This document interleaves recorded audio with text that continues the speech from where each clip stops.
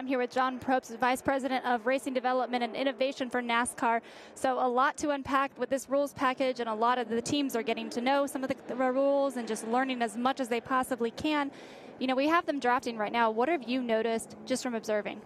Yeah, I think, obviously this is a journey we started a few years ago, from the NASCAR side, trying to bring, more entertaining and competitive racing to our sport. And, we've taken this journey with our OEMs and the teams, and obviously NASCAR has taken a leading role in that. And this is the first time we got to see 14 cars go out there and run for 25 laps, and it's so far so good. I've done this long enough not to, if it was bad, not to think it was too bad, and if we thought it was good, knowing that, we probably still have some work to do, but so far so good.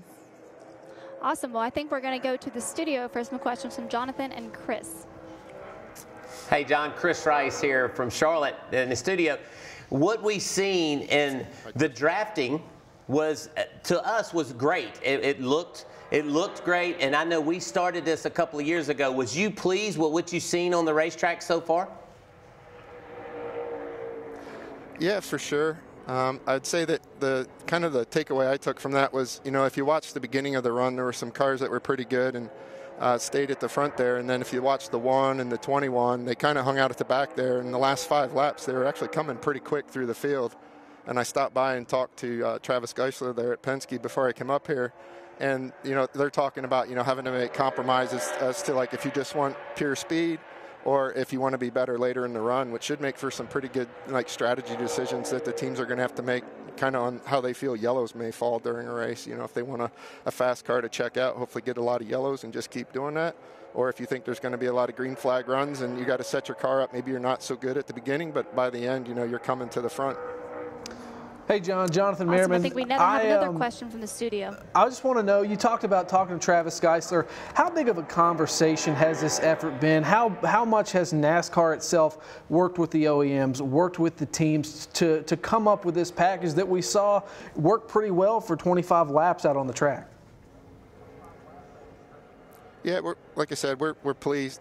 By no means are we declaring any kind of victory, but, we've had an ongoing discussion with, Travis and obviously people in his positions at the other teams. A lot of the key members at the OEMs have been instrumental. Matter of fact, a lot of the OEMs were pretty key in doing a lot of the simulation that we needed to do to start figuring out downforce levels, drag levels, and where we wanted to land, at the horsepower. And, in addition to the OEMs, we actually have a really good relationship with all the engine builders, and they were involved as well through the whole process. So, we feel like all the big pieces are in place here. We're encouraged by what we saw on the track, but by no means, we've all done this long enough to, we're not going to sit here and declare victory or anything. We know we got to keep working. These teams are going to keep massaging this package, and we just got to kind of stay with them to make sure that, we put on some really exciting races for our fans next year. John, in 2016, we went and tested this at Indianapolis, and I felt like this was a direction that we were going to go in NASCAR.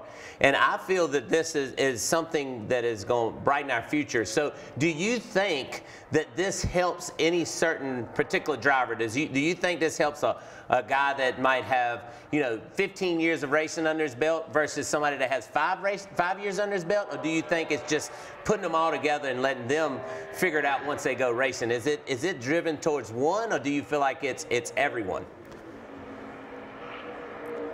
Well, we're trying to make it as competitive as we can from the top to the bottom. I think the one thing, that's important out of this is that we're not trying to create some artificial level of competition. I think you're still going to see the good guys are going to go out and win, compete for wins, and that's kind of the way we wanted it to be. And, that's probably the way it should be. We want to have entertaining, but we want to keep the competition in it as well. All right, John, one more for you. What do you need to see in the further drafting sessions to carry on what we saw in this last? What does NASCAR need to see to be satisfied throughout the final 2 days of this test? Yeah, I mean, it's not like we have some metric that says if we have 5 passes in this draft, we should have 6 passes in the next. I think that what we saw so far, we saw like from the front of the field to the back of that field was pretty tight even after 25 laps. I would bet that if you were to look at the delta from 1st to 14th when we were here in the fall would have been a whole lot more than that. I think that right now we want to just see them go out there and, the other end of it too, they're they're testing. They're not necessarily out there racing. So, you know, we want to emphasize this is a test. We're happy with the way it's going now. I don't think there's anything that's like over the hill that we can't see right now that would make us leave here and feel like we're on the wrong track. We're committed to this package, and we're pretty excited for the races it's going to put on.